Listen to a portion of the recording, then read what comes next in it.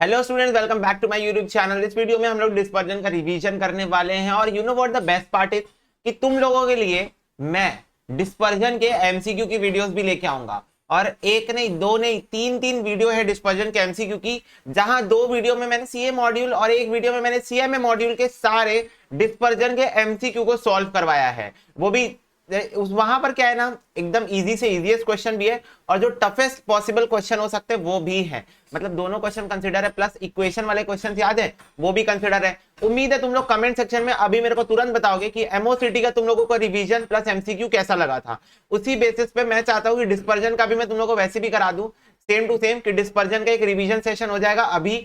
आज ही शाम को फर्स्ट वीडियो डाल दूंगा एमसीक्यू की, कल सुबह सेकंड वीडियो और कल शाम को थर्ड वीडियो में डाल दूंगा डिस्पर्जन की एमसीक्यू की। इस हिसाब से तुम लोगों का डिस्पर्जन भी फुल फ्लैश खत्म हो जाएगा। तो कंटिन्यूअस 4 वीडियो आने वाली है अब डिस्पर्जन के ऊपर, ये एक, इसके बाद 3 और एमसीक्यू की। तुम लोग पसंद आ रहे हैं तो लाइक करो वीडियो को जल्दी से और कमेंट सेक्शन में अपनी भावनाएं जरूर बताना।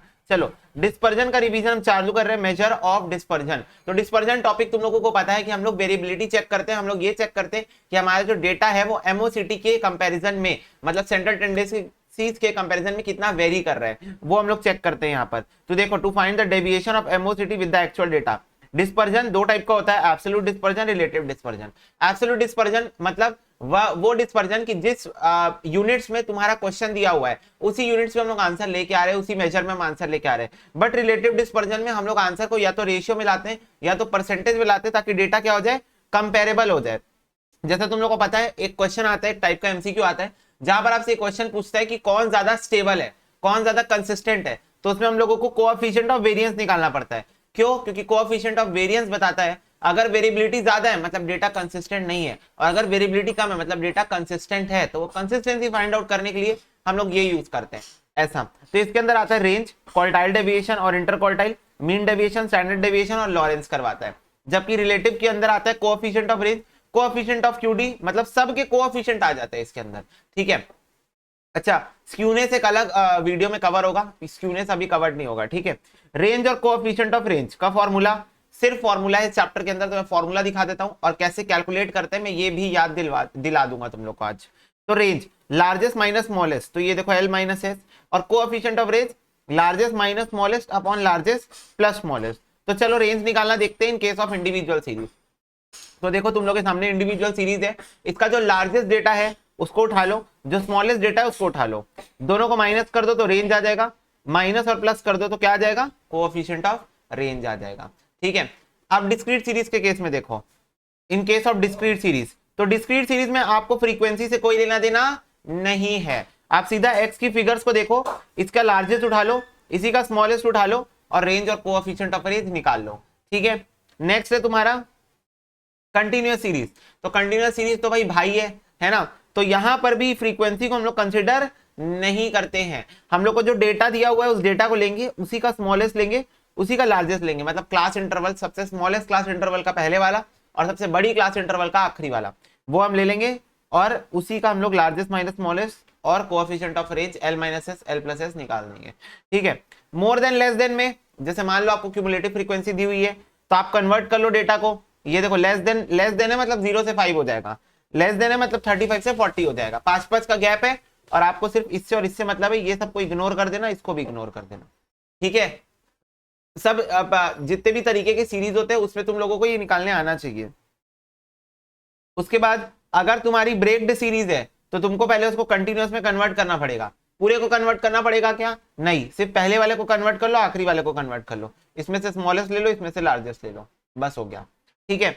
फिर आते हैं इंटर क्वार्टाइल रेंज और quartile deviation, coefficient of quartile deviation.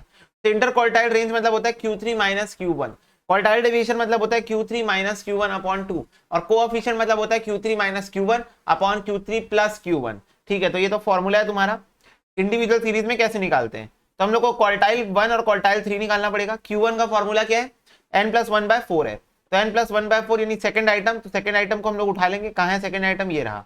ठीक है। तो 100 आ जाएगा। फिर Q3 निकालना है तो Q3 आ रहा है 6th आइटम, तो 6th आइटम कहां पर है, ये 180, तो 180 आ रहा है। अब आप तीनों का कैलकुलेशन कर लोगे, inter quartile deviation and coefficient of quartile deviation. ठीक है। Q3 और Q1 निकालने तुम लोग एमओसीटी में ऑलरेडी सीख चुके हो पार्टीशन वैल्यू के अंदर। ठीक है। ये भी इंडिविजुअल सीरीज का क्वेश्चन है। ये देखो डिस्क्रीट सीरीज में क्या करना पड़ता है, क्यूमुलेटिव फ्रीक्वेंसी निकालना पड़ता है। फिर n+1/4 करोगे, 50 आ रहा है तो 50 किसके अंडर में फंस रहा है, 50 फंस रहा है इसके अंडर में, तो ये हो जाएगा Q1। फिर Q3 के लिए 165 आ रहा है, 165 किसके अंडर में फंस रहा है, इसके अंडर में फंस रहा है, सॉरी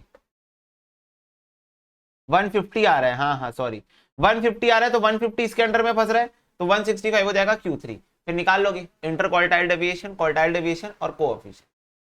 इजी, यस। अब आ जाओगे तुम लोग कहां पर, कंटिन्यूअस सीरीज में, तो यहां भी CF निकालना पड़ता है। फिर n/4 करते हैं ना यहाँ पर, तो ये 15 आ रहा है और यहाँ पर Q3 आ रहा है 45, ठीक है। तो 15 किसके अंडर में फंस रहा है, इसके अंडर में फंस रहा है, 45 इसके अंडर में फंस रहा है, तो ये हो गया तुम्हारा क्वार्टाइल डेविएशन का क्लास। अब क्लास आने के बाद तुम लोग को एक फॉर्मूला लगाना पड़ता है, L1 + n/4 - CF/F × I वाला फॉर्मूला तुम लगाओगे और तुम्हारा आंसर आ जाएगा। ये देखो Q1 का और Q3 का दोनों का आंसर आ गया। क्लियर है सबको, यस। तो ऐसे करके तुम लोग कंटिन्यूअस सीरीज के केस में क्वार्टाइल 3 और क्वार्टाइल 1 निकाल सकते हो, फिर तो फॉर्मूला ही लगाना है। फिर आ जाते हैं हम लोग मीन डेविएशन के अंदर। तो mean deviation in case of individual series का फॉर्मूला होता है, अगर अब देखो एक चीज ध्यान में रखना, मीन डेविएशन को तो मीन, मीडियन, मोड तीनों से निकाल सकते हो, पर प्रायोरिटी दी जाती है मीन को, देन मीडियन को और देन मोड को। मेजरली क्वेश्चन एग्जाम में जब आता है तो मीन या मीडियन से रिलेटेड आता है। तो देखो मीन डेविएशन फ्रॉम मीन, तो सिग्मा डी, अब ये डी मॉड्यूलस के अंदर है ना, upon n. So what do you mean by d, so d here x - bar x क्या है, डी है। फिर आएगा मीन डेविएशन फ्रॉम मीडियन, तो ये भी हो जाएगा sigma D upon N.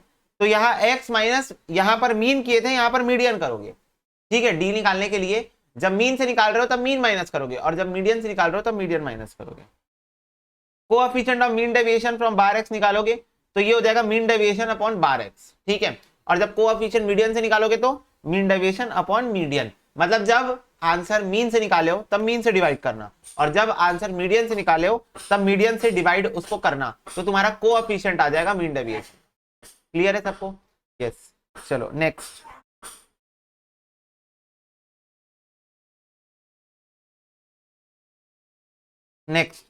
Individual series के ये देखो क्वेश्चन तुम लोगों का, x दिया हुआ है, x - बार x निकाले हम मॉड्यूलस के अंदर, x - बार x निकाले तो ये देखो ये आ गया इसका टोटल 12, ठीक है।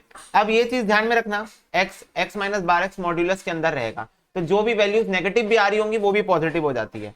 इसको आप फॉर्मूले में डालोगे, ये तो मीन का कैलकुलेशन है बेसिक, इसको आप फॉर्मूले में डालोगे तो सिग्मा डी अपॉन एन, तो ये 2.4 आ गया mean deviation. Coefficient of mean deviation निकालोगे तो ये हो गया 2.4, ये हो गया 10, तो इसको डिवाइड करोगे तो 0.24 आ गया। क्लियर है सबको, यस। वैसे ही देखो इंडिविजुअल सीरीज का और एग्जांपल है यहाँ पर। हाँ चलो अब डिस्क्रीट सीरीज में आ जाओ, तो डिस्क्रीट सीरीज में एज यूजुअल जैसे एमओसीटी में होता था यहाँ भी हो जाएगा, डी के साथ में एफ मल्टीप्लाई हो जाएगा और सिग्मा एफ डी निकल जाएगा यहाँ पर अपॉन सिग्मा एफ, ठीक है। अब यहाँ पर भी वही सेम सीन है, अगर मीन से निकालोगे तो मीन से माइनस, मीडियन से निकालोगे तो मीडियन से माइनस, मीन से निकालोगे तो मीन से डिवाइड, मीडियन से निकालोगे तो मीडियन से divide for the purpose of coefficient. Example से समझ लो, ये देखो x दिया हुआ है, ये देखो फ्रीक्वेंसी दी हुई है, fx निकालोगे ताकि मीन निकाल सको, fx अपॉन f करके 41 आ जाएगा। 41 मीन का यूज करके मैं d निकाल लेता हूँ, तो ये देखो मैंने d निकाल लिया x से माइनस कर करके, ठीक है। फिर f को मल्टीप्लाई कर देना है d से, तो fd आ जाएगा, fd का टोटल लेना है हमको 640, तो ये देखो ये हो जाएगा 640 अपॉन सिग्मा x 50, इसको निकाल देंगे तो मीन डेविएशन आ गया 10.67, और फिर मीन डेविएशन को डिवाइड करोगे मीन से तो ये आ गया 0.26 कोएफिशिएंट। ये सेम क्वेश्चन मीडियन से सॉल्व है। चलो mean deviation in case of continuous series same होगा, बस एक फर्क है, जो डिस्क्रीट सीरीज में x था उसकी जगह यहाँ पर m ले लेगा। What is m, mid value, what is m here, mid value. तो जो x था डिस्क्रीट सीरीज के केस में यहाँ पर वो मिड वैल्यू हो जाएगा कंटिन्यूअस सीरीज के केस में, एंड दैट्स इट। ये देखो सेम टाइप का सॉल्यूशन है। ये देखो यहाँ पर मैंने मार्क्स दिए हुए थे, मैं मिड वैल्यू ले लिया, मिड वैल्यू को मैं x मान लिया और उसके बाद मैंने नॉर्मल सॉल्व कर लिया, fm अपॉन f निकाल लिए ताकि मीन आ जाए, मीन से माइनस करके d निकाल लिए और f d को मल्टीप्लाई करके fd का टोटल ले लिए, fd अपॉन f, तो ये आ गया मीन डेविएशन। दैट्स इट, हो गया, यस भैया, ठीक है। अब नेक्स्ट आ रहा है तुम्हारा स्टैंडर्ड डेविएशन। तो स्टैंडर्ड डेविएशन आपको 3 सीरीज में पढ़ना है, अगेन इंडिविजुअल, डिस्क्रीट, कंटीन्यूअस। अब मैं तुम लोग को यही बोलूंगा कि तुमको बस 4 फॉर्मूले याद करने हैं, इसका भी डायरेक्ट मेथड, इसका भी डायरेक्ट मेथड, इसका भी डायरेक्ट मेथड। और एक और फॉर्मूला वो वाला S D is equal to root over sigma x square upon n minus bar x का होल स्क्वायर, एक ये वाला फॉर्मूला। बस तुमको ये 4 फॉर्मूले याद करने हैं। वैसे ये फॉर्मूला भी मैं आगे लिख के रखा हूं। क्यों ये 4 फॉर्मूले बस याद करने हैं तुम लोगों को? क्योंकि यही 4 फॉर्मूले भाई अगर एग्जाम में क्वेश्चन आ रहा है तो एक तो पहली बात मैं डायरेक्ट मेथड यूज करूंगा, ठीक है, क्योंकि डायरेक्ट मेथड में मेरा टाइम बचता है। दूसरी और वो चौथा फॉर्मूला, कई बार क्वेश्चन ऐसा आता है मीन दे दिया रहता है, तो जब भी क्वेश्चन में मीन दिया रहेगा तो वो चौथा फॉर्मूला ही यूज हो रहा होगा, ठीक है। हाँ भैया, तो ये देख लो sigma D square upon N F D square upon F F D square upon F, ठीक है, सिंपल। तो ये देखो इंडिविजुअल सीरीज के केस में डायरेक्ट मेथड कैसे निकालोगे? डी निकाल लोगे एक्स माइनस बार एक्स करके, डी स्क्वायर निकाल लोगे, डी स्क्वायर का टोटल ले लोगे, sigma D square upon N का रूट आ गया S D, standard deviation. Coefficient of standard deviation का फॉर्मूला होता है एस डी अपॉन मीन, बस, ठीक है, एस डी अपॉन मीन होता है कोएफिशिएंट ऑफ एस डी का फॉर्मूला, ठीक है। शॉर्टकट मेथड देखने की जरूरत नहीं है, स्टेप डेविएशन देखने की जरूरत नहीं। ये देखो डिस्क्रीट सीरीज में डायरेक्ट मेथड कैसे निकलेगा? एक्स दिया हुआ है, एफ दिया हुआ है, एफ एक्स अपॉन एफ निकाल लो ताकि मीन आ जाए। मीन का यूज करके क्या निकाल लोगे तुम? डी निकाल लोगे, डी स्क्वायर निकालोगे और फिर उसको एफ से मल्टीप्लाई करोगे तो एफ डी स्क्वायर हो गया। तो ये मेरे को एफ डी स्क्वायर चाहिए था और सिग्मा एफ चाहिए था, इसका रूट निकाल लेंगे, 5.61 आ गया एस डी, ठीक है। अब ये इसको डिवाइड करेंगे हम मीन से, तो ये आ गया कोएफिशिएंट ऑफ स्टैंडर्ड डेविएशन। इसके बाद आ जाओ कंटिन्यूअस सीरीज में। तो कंटिन्यूअस सीरीज डायरेक्ट मेथड, ये देखो मार्क्स दिए हुए, मिड वैल्यू मैंने निकाल लिया, मिड वैल्यू को मैं एक्स की तरह ट्रीट करूंगा जैसे डिस्क्रीट सीरीज में हो रहा था। तो अब इसको अगर एक्स की तरह ट्रीट करूं, इसको एफ की तरह, तो सबसे पहले डी निकालेंगे। ये देखो मीन आ गया, मीन से मैंने डी निकाल लिया, एफ एम का यूज किया मैंने मीन के लिए, डी स्क्वायर निकाल लिया और फिर एफ डी स्क्वायर निकाल लिया, तो ये आ गया एफ डी स्क्वायर। तो इसको 160 को डिवाइड करेंगे 15 से, रूट निकाल देंगे, ये आ गया स्टैंडर्ड डेविएशन। तो इजी है एकदम डायरेक्ट मेथड से, ठीक है। अब मैं आता हूं नेक्स्ट टॉपिक में जो कि है वेरिएंस। तो वेरिएंस का फॉर्मूला होता है variance is equal to S D का स्क्वायर, मतलब स्टैंडर्ड डेविएशन का स्क्वायर। कोएफिशिएंट ऑफ वेरिएंस का फॉर्मूला क्या होता है? S D upon mean into 100, ठीक है। वहां पर कोएफिशिएंट ऑफ एस डी का फॉर्मूला था एस डी अपॉन मीन, यहां पर इंटू 100 लग गया तो ये कोएफिशिएंट ऑफ वेरिएंस बन गया, ठीक है। हाँ, अब सेंसिटिविटी ऑफ डिस्पर्जन क्या है कि dispersion is affected by scale but not affected by origin. तो डिस्पर्जन को स्केल यानी इंटू और डिवाइड से फर्क पड़ता है, बट डिस्पर्जन के किसी भी कैलकुलेशन को प्लस और माइनस से फर्क नहीं पड़ता, जबकि एमओसीटी को दोनों से फर्क पड़ता था, ठीक है। तो इक्वेशन अगर y is equal to a plus b x तुम लोग को दिया हुआ है तो तुमको कैसे कैलकुलेट करना है? तो अगर तुमको y की रेंज निकालनी है तो तुम सिर्फ क्या करोगे, b को लोगे, वो भी मॉड्यूलस के अंदर, मॉड्यूलस के अंदर मतलब नेगेटिव वैल्यू है तो भी पॉजिटिव हो जाएगी, और उसको मल्टीप्लाई कर दोगे x के रेंज से तो तुमको y का रेंज मिल जाएगा। वैसे अगर y का क्वार्टाइल डेविएशन निकालना है तो b को लो मॉड्यूलस के अंदर और x के क्वार्टाइल डेविएशन से मल्टीप्लाई कर दो। अगर y का मीन डेविएशन निकालना है तो b को लो मॉड्यूलस के अंदर और x का मीन डेविएशन मल्टीप्लाई कर दो। और वैसे ही अगर y का एसडी निकालना है तो b को लोगे मॉड्यूलस के अंदर और x का एसडी मल्टीप्लाई कर दोगे। तो आपको बस b को कंसीडर करना है, आपको a को इग्नोर करना है, क्योंकि dispersion is not affected by origin but it is affected by scale. अच्छा, एक चीज ध्यान रखना, यहाँ पर आपको वेरिएंस का कोई फॉर्मूला नहीं मिलता है, तो आप क्या करोगे, अगर आपको क्वेश्चन बाई चांस ऐसा बोलता है कि तुमको एसडी दे दिया है x का, ठीक है, और कुछ तो भी दे दिया, एसडी दे दिया x का, ठीक है, और तुमसे क्वेश्चन बोल रहा है, या फिर वेरिएंस दे दिया है x का, वेरिएंस दे दिया है x का या एसडी दे दिया x का क्वेश्चन, और तुमको बोल रहा है वेरिएंस ऑफ y निकाल के बताओ, ठीक है, तो तुम क्या करोगे, और इक्वेशन भी दे देगा, y इज इक्वल टू कुछ भी इक्वेशन भी दे देगा, ठीक है। तो तुम क्या करोगे, सबसे पहले तुम निकाल लोगे SD of x, SD of x निकालना बहुत आसान है, variance is equal to SD square होता है, तो SD is equal to root over variance हो जाएगा। तो रूट निकाल के एसडी निकाल लोगे और फिर उस एसडी को इस इक्वेशन में डाल के y की स्टैंडर्ड डेविएशन निकाल लोगे, y का स्टैंडर्ड डेविएशन निकालने के बाद y का वेरिएंस निकाल लोगे। तो ऐसे करना, क्योंकि वेरिएंस का अपने पास कोई फॉर्मूला नहीं है, तो अपने को एसडी के रूट से जाना पड़ेगा, ठीक है। यस, चलो, relationship between SD MD QD, तो ये तो डेरिवेशन है, इसकी कहानी छोड़ो, सीधा बात है लास्ट में 4 5 6 एसडी एमडी क्यूडी। एक बार बच्चों कमेंट सेक्शन में स्पैम हो जाए 4 5 6 एसडी एमडी क्यूडी, पुरानी यादें ताजा हो जाएगी, ठीक है, 4 5 6 एसडी एमडी क्यूडी। चलो, कंबाइंड स्टैंडर्ड डेविएशन का फॉर्मूला क्या होता है, n1 एसडी ऑफ 1 का स्क्वायर, n2 एसडी ऑफ 2 का स्क्वायर, n1 d1 का स्क्वायर, n2 d2 का square upon n1 plus n2। अब यहां पर एसडी पता है, n1 पता है तुम लोगों को बस d1 और d2 नहीं पता होगा। तो d1 d2 कैसे निकलता है, जो तुम्हारा बार x12 होता है, मतलब कंबाइंड मीन। कंबाइंड मीन जो होता है, ये देखो दोनों में कंबाइंड मीन यूज हुआ है, उसमें से तुम माइनस करोगे D1 निकालने के लिए बार x1 और D2 निकालने के लिए बार x2, तो तुम्हारा D1 और D2 आ जाएगा। ठीक है, ये देखो एक एग्जांपल भी है यहाँ पर, देखो D1 और D2 कैसे निकला है, कंबाइंड मीन लिया हूं और उससे ये देखो मीन ऑफ 1 माइनस हुआ है यहाँ पर और मीन ऑफ 2 माइनस हुआ है यहाँ पर, तो ये तुम्हारा D1 और D2 आया है।